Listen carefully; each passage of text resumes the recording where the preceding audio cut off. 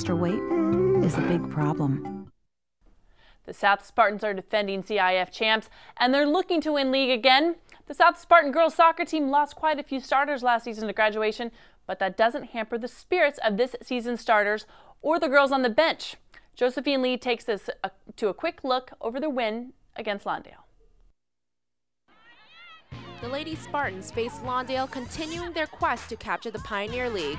South won 7 of their last 8 games, including a 10-0 shutout of Centennial in their league opener, and they didn't slow down for the Cardinals. South scored 5 goals in the first half of the game, giving a chance to the bench to take over in the second half.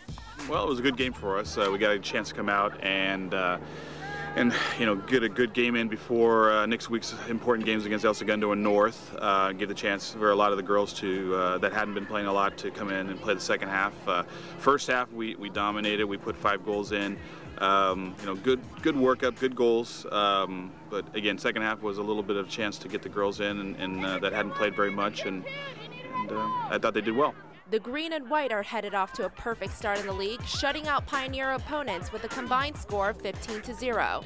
The Lady Spartans advanced to 2-0 in the league, while Lawndale Cardinals dropped to 0-2 with a loss. From South High, I'm Josephine Lee. Thanks, Josephine. South pulled the 5-0 win over Lawndale. Tori Cooper and Tina Yegian both had 2 goals.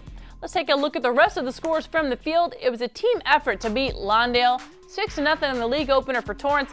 Cortland Cerrito scored 2 goals in that hot matchup.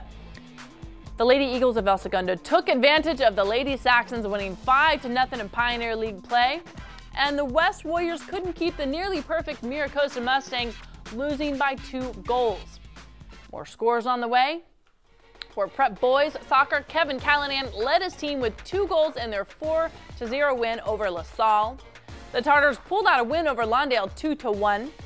Torrance lost to Gundo by a goal, bringing their league record to 1-1-1. South couldn't get by a hot Centennial team with a 4-2 loss.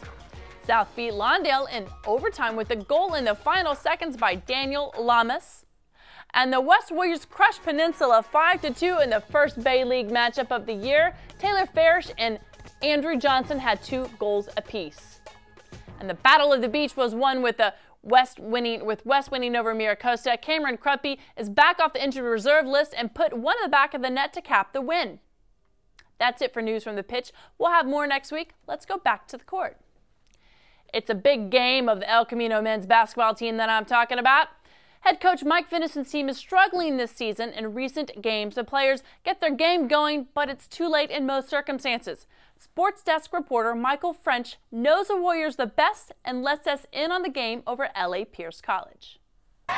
The El Camino Warriors record coming into this game against LA Pierce was 3-11.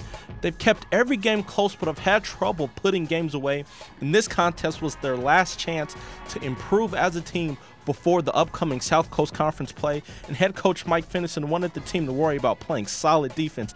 The action got started well for the Warriors as leading scorer Isaiah Jenkins knocks down a tough 3 to make the score 7-6 Warriors. And defensive tackle for the football team, Julian Camper gets going. He hits the layup. He had 12 in the game, but he couldn't get the foul that he wanted, and Jenkins wasn't done. He goes one-on-one, buries the jumper. That made the score 16-10.